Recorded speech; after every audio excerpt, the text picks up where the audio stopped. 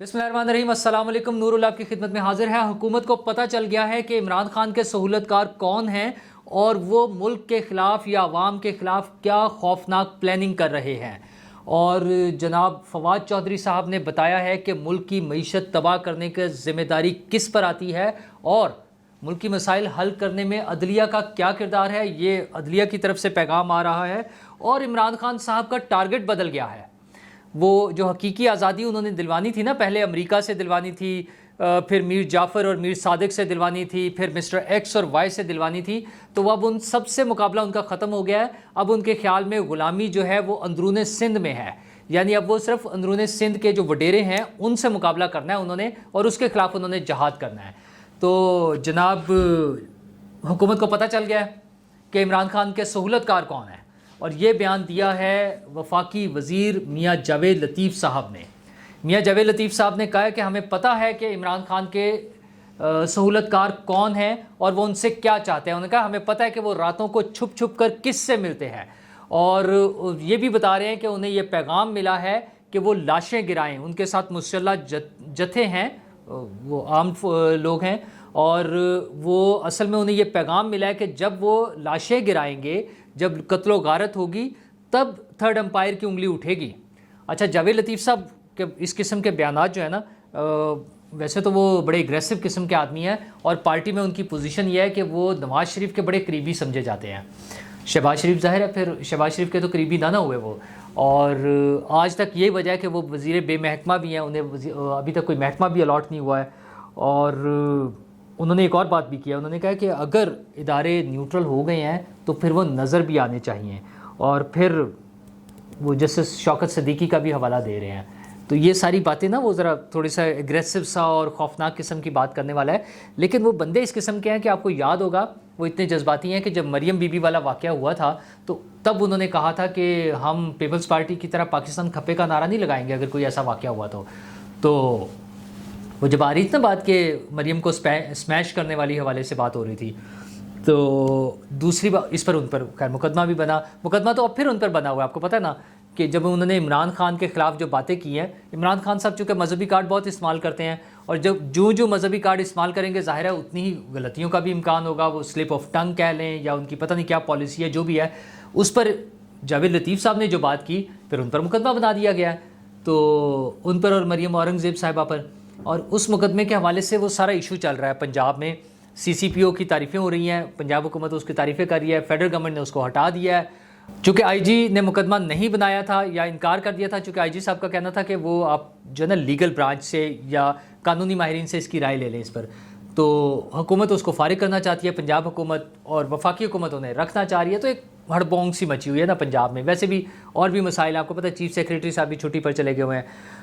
वैसे तो CM साहब भी पता नहीं उनकी छुट्टी होगी या वो सिर्फ उनका वो जो है ना वो पार्टी चेंज होगी, उनकी तो अपनी पार्टी है वैसे, लेकिन ये भी एक चल रहा है मसला। बल्कि हमारे दोस्त हैं गोहर भट्ट साहब, उन्होंने तो अब दावा कर दिया कि ये सारी चीज़ें फ़ाइनल हो गई हुई हैं, परवेज़ इलाही वज़ीर आला होंगे, लेकिन वो PTI की बजाय अब नून लीग की तरफ से होंगे। ये सारी चीज़ें उन्होंने कहा, उनकी चौधरी शुजात साहब से भी दोस्ती हो गई और सारे मामला सेट हो गए हैं। जरदारी साहब जब आएंगे उनकी थोड़ी सी रिजर्वेशंस हैं कि परवेज़ इलाही साहब ने चूँकि पहले वादा खिलाफ़ी की है, तो वो सिर्फ अगर सेटिंग हो जाती है कुछ चीज़ों की तो फिर आगे चल पड़ेंगी चीज़ें, और परवेज़ इलाही साहब भी कंटिन्यू करेंगे लेकिन नून लीग के साथ मिलके, और PTI की छुट्टी हो जाएगी।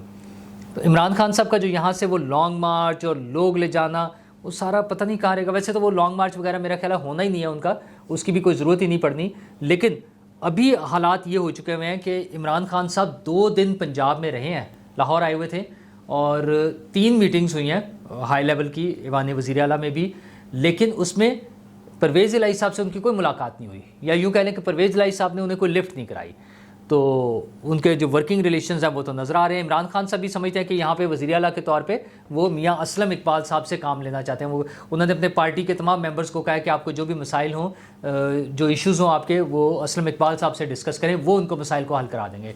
यानी इमरान खान साहब को यकीन है या एहसास है कि परवेज़ इलाही ने काम नहीं करने उनके लिए। तो परवेज़ इलाही साहब की देखें, लेकिन खुशकिस्मत हैं, और वो खुशकिस्मत क्या है, उनकी सेटिंग इस किस्म की है कि वो वज़ीर आला के कैंडिडेट अभी भी रहेंगे। इस हुकूमत की तब्दीली की सूरत में भी उनके पास जो एक नंबर है वो इतना ज़बरदस्त था, वो मैजिक नंबर है उनके पास کہ دوسری پارٹی کو یعنی پی ڈی ایم کو نون لیگ کو اگر ضرورت پڑتی ہے تو انہیں بھی انہی کی ضرورت پڑے گی اور وہ پھر کنٹینیو کریں گے. بہرحال وزیر اعلیٰ تو پرویز الہی نہیں رہنا ہے. عمران خان صاحب کا بہرحال ٹارگٹ چینج ہو گیا ہے. ایک تو میں نے بتایا نا کہ یہ ملاقات پرویز الہی صاحب نہیں کر رہے. دوسرا عمران خان صاحب جو کہتے تھے کہ حقیقی آزادی, اب تو خیر وہ پمفلٹ چھاپ رہے ہیں کیونکہ اتنے عرصے میں وہ سمجھا نہیں سکے, انہیں شاید خود بھی نہیں پتا تھا کہ کیا ہوتی ہے حقیقی آزادی, تو اب وہ زبانی بتا کے تو کسی کو سمجھ نہیں آئی. ویسے وہ بتاتے ہی کچھ نہیں ہے, گول مول سی بات کرتے ہیں. تو اب وہ اس کے لیے کوئی پمفلٹ چھاپنے جا رہے ہیں, تو اس پمفلٹ کے ذریعے وہ بتائیں گے کہ حقیقی آزادی کیا ہے. لیکن وہ جو شروع ہوئے تھے کہ امریکہ سے آزادی لینی تھی نا, کہ سازش ہوئی ہے, وہاں سے وہ سائفر آیا ہے, پتہ نہیں کیا ہوا ہے, ہم کوئی غلام ہیں کہ ہم بات مان لیں, تو وہ اس طرح سے جو شروع کر کے تھے. پھر اس کے بعد وہ آگئے میر جعفر پر, میر صادق پر, ہلاکو خان پر, نیوٹرلز پر, اور پھر اس سے نیچے آئے تو پھر انہوں نے D G I S P R کی ترلے منتیں کرنے شروع کر دیے کہ بتائیں, انہیں بتا رہے تھے کہ آرمی چیف کس نے بنانا ہے اور کس نے نہیں بنانا, تعینات کرنا ہے. اچھا پھر ان سے بات نہیں چل رہی تھی تو اب وہ الزام لگاتے ہیں مسٹر ایکس اور مسٹر وائی پر, اور نیچے آ گئے. تو اب لگتا ہے وہ سب سے ہی تھک گئے. اب انہوں نے بتایا کہ جو غلامی ہے نا, اصل میں بدترین غلامی وہ اندرون سندھ میں ہو رہی ہے, اور ہم نے جہاد کرنا ہے حقیقی آزادی کے لیے. تو اب عمران خان صاحب وہ سب بڑے بڑے جو ٹارگٹس تھے ان کو چھوڑ کر اب وہ مجھے لگتا ہے اندرون سندھ جائیں گے, اور وہاں پر جو وڈیرے ہیں, ظاہر غلامی انہی کی ہوگی ان کے خیال میں, تو ان کے خلاف انہوں نے جہاد کرنا ہے. تو مبارک ہو عمران خان صاحب, آپ کو جو نئی منزل آپ نے متعین کی ہے اپنی, جو نئے ٹارگٹس آپ نے بنائے ہیں, پرانے والے ٹارگٹس تو آپ کوئی بھی نہیں اچیو کر سکے نا, تو اب یہ نئے ٹارگٹس کے لیے ہم اس کے لیے بھی آپ کے لیے دعا گو ہیں کہ اللہ کرے آپ وہ نئے ٹارگٹس اچیو کر لیں. تو اور ان کے ساتھی جو ہیں فواد چودھری صاحب, جن کی انہوں نے تعریف بھی کیا ہے, وہ آپ کو پتہ تھا, میں نے پچھلے ولاگ میں بتایا تھا کہ وہ بڑے نالاں ہیں اپنی ٹیم سے کہ میری ٹیم مجھے سپورٹ نہیں کرتی. ان کی ٹیم کوئی بھی ان کا جو اینٹی اسٹیبلشمنٹ بیانی ہے نا, فوج کے خلاف جو بیان دیتے ہیں, وہ اس کو ساتھ نہیں لے کے چل رہی. اور یہ وہی وزیر اعظم تھے, ہمارے سابق وزیر اعظم ہیں عمران خان صاحب, جنہیں جو مودی کو فون کرتے تھے تو مودی فون نہیں اٹھاتا تھا. پھر بائیڈن صاحب کا انتظار کر رہے تھے کہ وہ مجھے کال کریں گے تو وہ انہیں کال نہیں کرتے تھے. تو اب ان کے حالات یہ آ گئے ہیں کہ ان کی اپنی پارٹی کے لوگ وہ جو ٹویٹ کرتے ہیں وہ چاہتے ہیں کہ ان کی پارٹی کے لوگ ری ٹویٹ کر دیں, تو وہ ری ٹویٹ نہیں کرتے. یہ تو عمران خان صاحب کا بیچارے کا حال ہو گیا. بہرحال فواد چودھری صاحب کی وہ تعریف کرتے ہیں کہ فواد چودھری صاحب بڑے اچھے ہیں, ڈبل گیم چاہے کھیلتے ہیں لیکن اچھا ہے. اچھا تو فواد چودھری صاحب نے بتایا کہ ملک کی معیشت کا جو بیڑا غرق ہوا ہے وہ سپریم کورٹ کے فیصلوں کی وجہ سے ہوا ہے. یہ جیو ٹی وی سے انہوں نے بات کرتے ہوئے یہ بیان دیا ہے. اور دوسری طرف چیف جسٹس صاحب کا ایک بیان آ گیا, وہ کل جو ہے نا 9th جو ہے نا انٹرنیشنل جوڈیشل کانفرنس سے خطاب کر رہے تھے. تو اس میں انہوں نے کہا ہے کہ بہت سی باتیں کی ہیں ویسے تو انہوں نے, اور بڑی مزیدار باتیں کی ہیں. انہوں نے بتایا ہے کہ جناب والا ملک کی جو معاشی استحکام ہے یا سیاسی استحکام جو ہے وہ سیاسی پارٹیوں کے مذاکرات سے آئے گا. اب یہ ہمیں بتا رہے ہیں ہمارے چیف جسٹس صاحب. ظاہر ہے وہ انہیں زیادہ پتہ ہے سیاسی جماعتوں کو کیسے چلنا چاہیے. وہ پہلے بھی عدالتوں میں ایسے ریمارکس آئے ہیں کہ وہ سیاسی جماعتوں سے آمریت ختم کرنا چاہتی ہیں ہماری عدالتیں, شاید حقیقی جمہوریت لانا چاہتی ہیں. تو ٹھیک ہے, اگر وہ اس طرح کے کام کرنا چاہ رہی ہیں تو یہ بھی اچھی بات ہے. پھر انہوں نے بتایا ہے کہ جو انہوں نے ڈیفینڈ کیا پرانے فیصلوں کو, وہ بتا رہے ہیں کہ یوسف رضا گیلانی صاحب والا فیصلہ جو تھا, جو انہیں نااہل قرار دیا گیا تھا, اور ڈپٹی اسپیکر پنجاب اسمبلی کا جو فیصلہ, وہ بالکل آئین اور قانون کے مطابق ہوئے تھے. اچھا مجھے سمجھ نہیں آتی ہے کہ ایک انٹرنیشنل جوڈیشل کانفرنس جو ہو رہی ہے تو اس میں اس قسم کی باتیں بتانے کی کیا ضرورت ہے. پر انہیں زیادہ بہتر پتہ ہے, وہ چیف جسٹس ہیں اور وہ زیادہ سمجھدار ہیں, زیادہ خوبصورتی سے بتا سکتے ہیں. اور اس کے علاوہ جناب انہوں نے بتایا ہے کہ زیر سماعت جو مقدمات ہیں جو ڈیلے ہوئے جا رہے ہیں ان کے لیے بڑا کام ہو رہا ہے, اس پہ بڑا کام کر رہے ہیں. اچھا ویسے وہ نمبر بڑھتے ہی جا رہے ہیں, اور آپ کو پتہ ہے کہ ہمارا انٹرنیشنل جو جوڈیشری کا جو انڈیکس آتا ہے اس میں ہمارا 130واں نمبر ہے 139 میں سے, 130/139. تو دوسرا انہوں نے بتایا کہ عدلیہ اکیلے جو ہے سارے مسائل نہیں حل کر سکتی. اچھا یہ بالکل بات ٹھیک ہے, لیکن مسئلہ یہ ہے کہ مسائل حل کرنا عدلیہ کا کام کیوں ہے؟ مطلب عدلیہ کے پاس تو سمپلی جو کیسز آ رہے ہیں ان کو سنیں اور ان کے قانون اور آئین کے مطابق فیصلہ کر دیں, جبکہ ہمیں سننے کو ملتا ہے کہ عدالت جو ہے وہ ضمیر کے مطابق فیصلہ کرے گی, عدالت جو ہے وہ مناسب فیصلہ کرے گی, عدالت جو ہے وہ ایسا فیصلہ کرے گی جو فریقین کے لیے قابل قبول ہو. مطلب پتہ نہیں کیسے, شاید ہو سکتا ہے عدالت قانون میں اس کی کوئی پروویژن ہو میں قانون کو زیادہ نہیں جانتا، لیکن جتنا کچھ اس کی رپورٹنگ ہم پڑھتے ہیں یا دیکھتے ہیں ساری چیزیں، اس کے مطابق تو یہ بڑا عجیب سی چیزیں لگتی ہیں۔ اچھا، پھر ایک ایسی عدلیہ جس کے ماتھے پہ جو میڈل سجے ہوئے ہیں یا جو داغ ہے وہ بڑے عجیب و غریب سے ہیں، مطلب وہ بار بار مارشل لاز کو ویلیڈیٹ کرنا، وہ لوگوں کے عدالتی قتل، بھٹو صاحب کا جو کیس ہے وہ اس کا آج تک فیصلہ نہیں ہو پا رہا ہے۔ اچھا وہ ہے، پھر قانون میں ترمیم کی اجازت عامروں کو دے دینا، مشرف صاحب کو جیسے قانون میں ترمیم کی اجازت مل گئی تھی، مطلب عجیب و غریب سے واقعات ہیں نا، فیصلے ہیں۔ مطلب ایسی عدلیہ، اس قسم کے بیک گراؤنڈ والی عدلیہ کے بارے میں کیا کانسیپٹ بن سکتا ہے، کیا پرسیپشن بن سکتی ہے ہماری۔ اچھا، پھر ہمارے جو ججز ہوتے ہیں، ہمارے جو چیف جسٹسز ہیں، ان کے مسائل کیا ہوتے ہیں کہ وہ ہاسپٹل میں پہنچے ہوئے ہیں ہاسپٹل کو چیک کرنے کے لیے۔